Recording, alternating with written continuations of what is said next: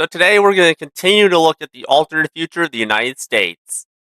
In the last episode, Ash was attacked on all sides by Texas, Florida, and the United States. New England was attacked by New York, and the ATC joined NATO. Before we begin, we have a couple changes to make to the map. This is about where Kansas City is.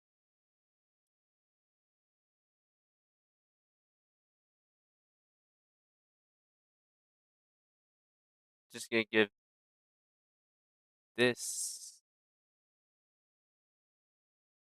over to Kansas.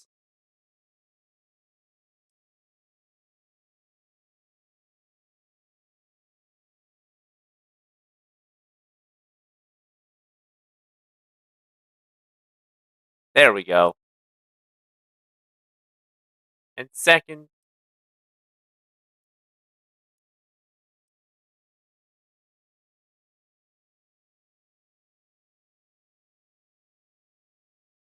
the matter of New York. They've actually applied to join the Union. Psych! They're actually just leaving NATO.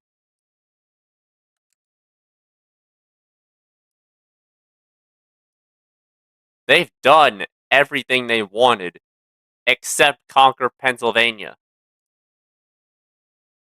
And now we get to Utah and Arizona sending in NATO applications,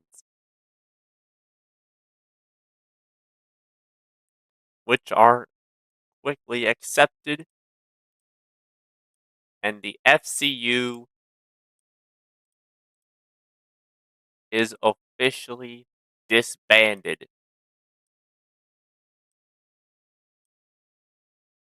And now the NATO alliance stretches across the middle of the continent from coast to coast. So now it's time for the Cold War to actually begin in Dakota with the first proxy war. There's actually going to be 6 different sides to the Dakota Civil War. A NATO uprising, one funded by the Texans, one by Florida, over here, a fascist uprising in black, a communist uprising in dark red, and a monarchist uprising. Let's start with the fascist uprising, quickly moving to take the middle of the state. While the communists established their base and launched a spearhead toward the fascists. The monarchists will try to take over all of South Dakota,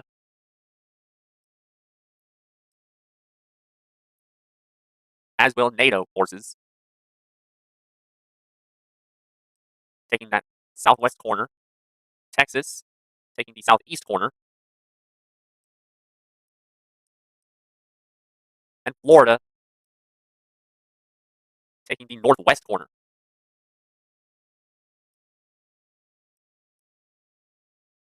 The fascists noticed the communist spearhead and pushed back, but the commies were ready, sending a left and right flank to encircle a large fascist bloc.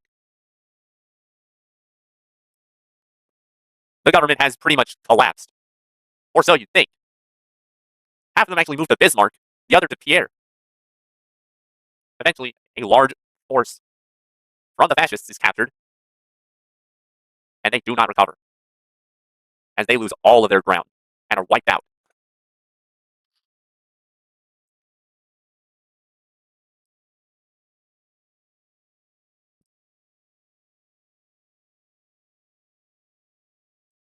The commies secure a large portion of the country, then capture the northeast corner.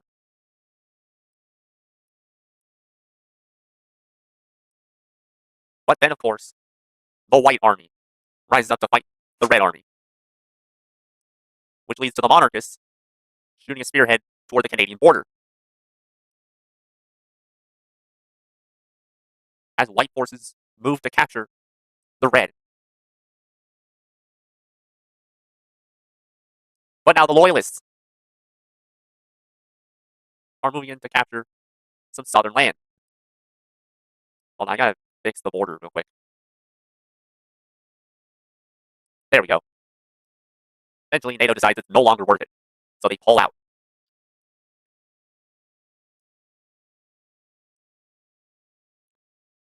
The monarchists, the core of the monarchist front is quickly taken out as the communists encircle them. And now the monarchists try to establish a new core and take out the White Army.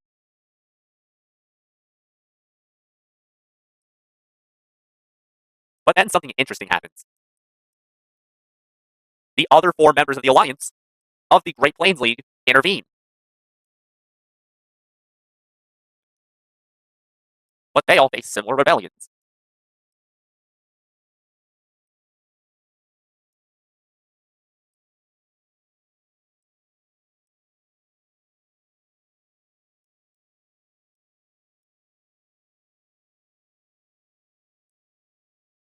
So now they're basically on their own. Eventually, the loyalists create a massive encirclement of communist forces. Actually, two.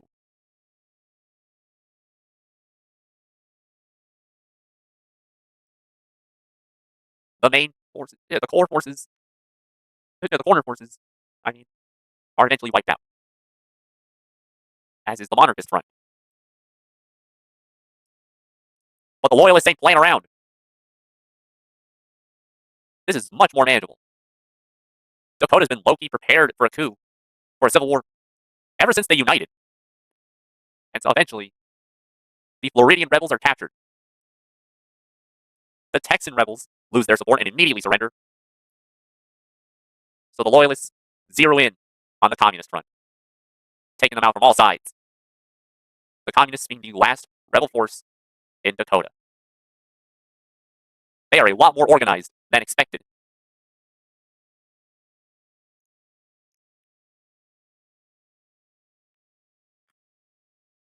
Wyoming is not so lucky, as NATO rebels capture large swaths of the Great Plains and send spearheads to the other rebel groups. Florida tries to push back, but is ultimately annihilated. Looks like they've been training for years. Now it's time for the NATO forces to beef up their front line. What's this? Another Texan front.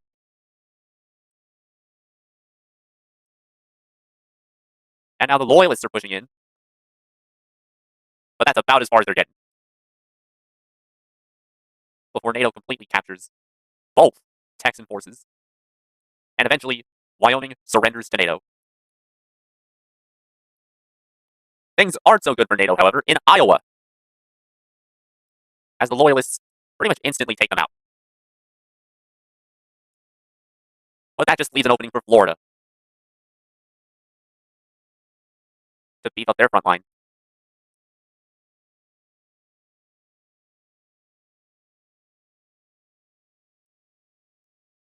Texas as well.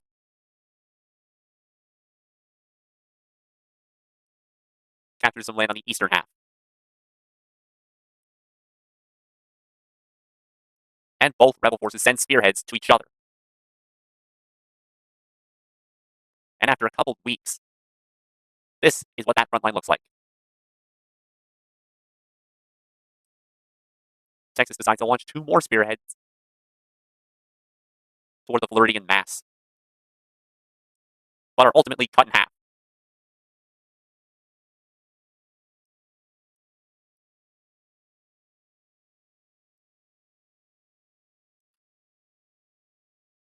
Eventually, the Texan rebels and the loyalists surrender to the Floridian rebels. Florida doesn't have it quite as good in Montana, as NATO forces are actually pretty coordinated. Launch a spearhead to directly take out Floridian rebels before they could ever organize. Yeah, but the loyalists cut both of them off from each other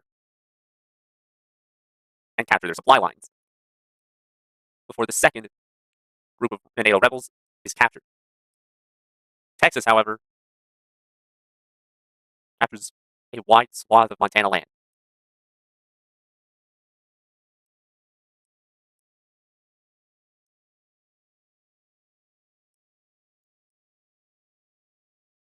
And yeah, eventually, the Loyalists surrender.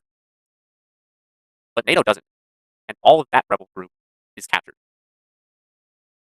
Fix the border again for Dakota. There we go. But then, where's Lincoln?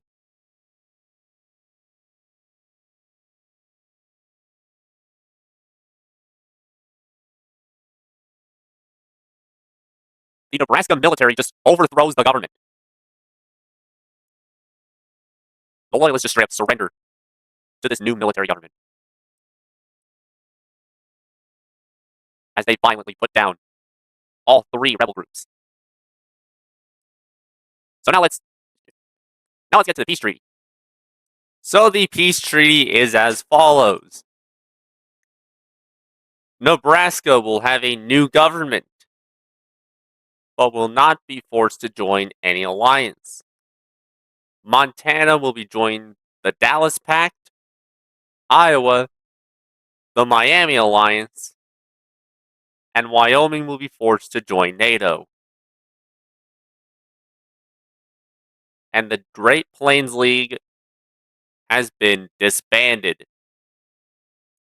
The US, Florida, and Texas definitely funded rebel groups specifically to kill some civilians in all five of these countries. Yeah. This is what I meant by human rights abuses. Now let's move on to the next proxy war in Pennsylvania.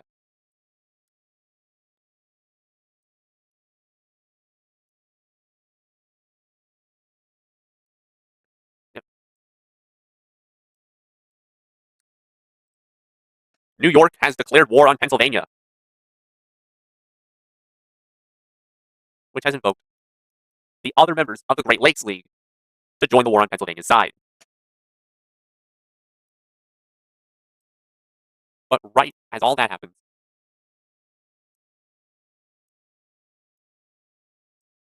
NATO-funded rebellions flare up in all five members. They're like, oh no, New York is not taking this from me.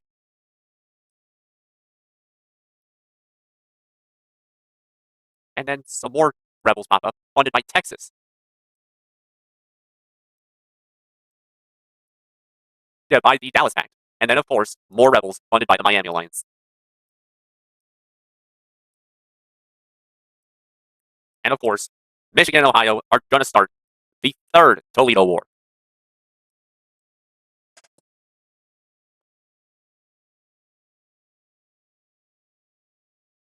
On top of that. So New York's going to move in and accidentally invade some NATO rebels. This will, of course, be the downfall of the Empire State, as an invasion is launched from New Jersey to basically capture New York City, and Long Island surrenders.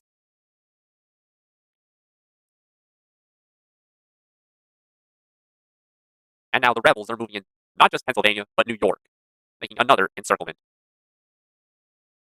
All of NATO starts making landings all across the Empire State. Eventually, New York just straight up surrenders.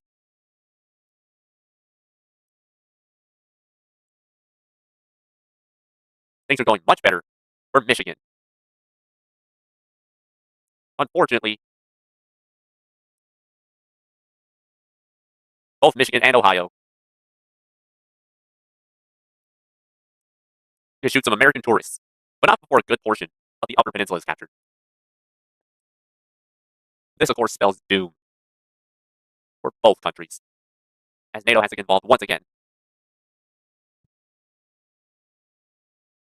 As if America wasn't just straight up killing tourists.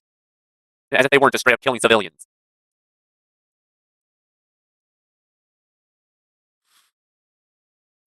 Eventually, Ohio surrenders.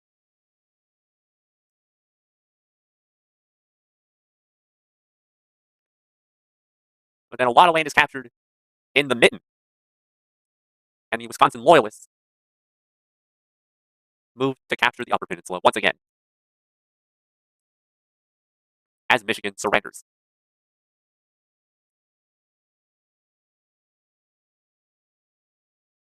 Now Pennsylvania is surrounded on all sides by NATO, as the Dallas Pact and Miami Alliance rebels are captured, and eventually the whole state cannot function anymore, and they surrender. The U.S. is done with direct intervention.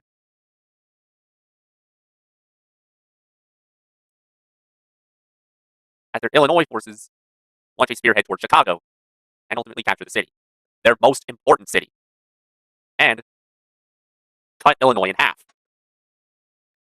taking out the Miami Alliance with it. But at least the Illinois Loyalists captured Texan rebels, but it is ultimately too late.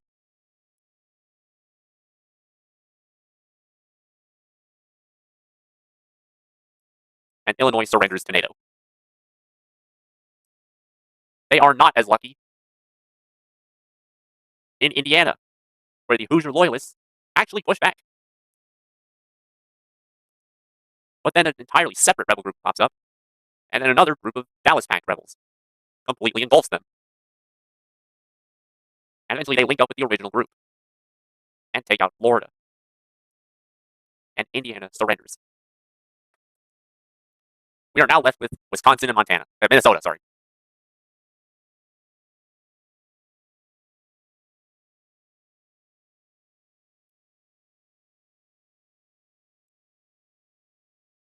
And yet another military coup happens in St. Paul.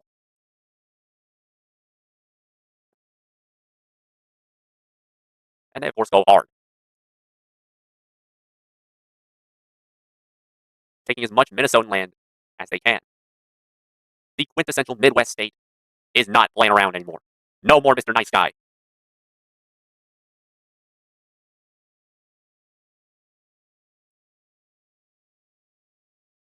The other rebel groups are captured. Minnesota surrenders to the new government.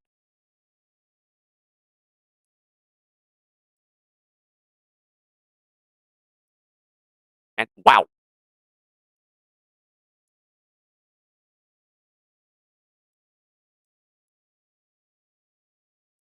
Oops. There we go. That is a lot of Florida rebels.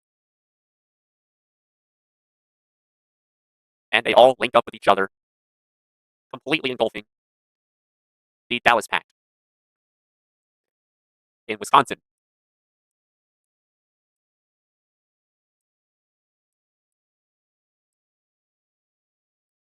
Entire sections of the country surrender before NATO forces are captured. And the rest surrenders over to the Miami Alliance. And now let's look at the peace treaty. So in this massive peace treaty, Pennsylvania, Ohio, Michigan, New York, Connecticut, Rhode Island, Massachusetts, Vermont, New Hampshire, and Maine were annexed as U.S. states. Illinois has joined NATO. Indiana has joined the Dallas Pact. Wisconsin has joined the Miami Alliance. And Minnesota has a new government. And the Great Lakes League was disbanded. Several NATO members will now experience coups. Idaho, Dallas Pact. New Mexico, Dallas Pact. Utah, Miami Alliance. Wyoming, Miami Alliance. Missouri, Miami Alliance. Kansas, Dallas Pact.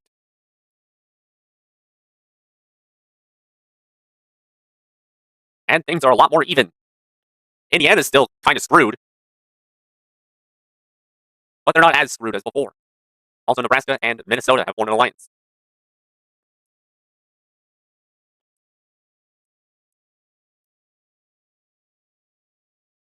How do you say it?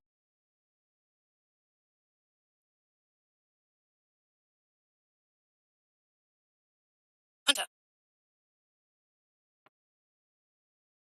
Yeah, the Junta Alliance is formed. And Dakota and Hawaii experience military coups.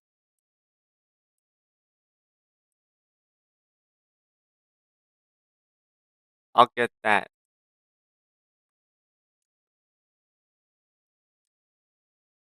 Literally one pixel. There we go. In the next episode, we are going to cover these final four countries not aligned with any of the big three alliances. I'll see you then.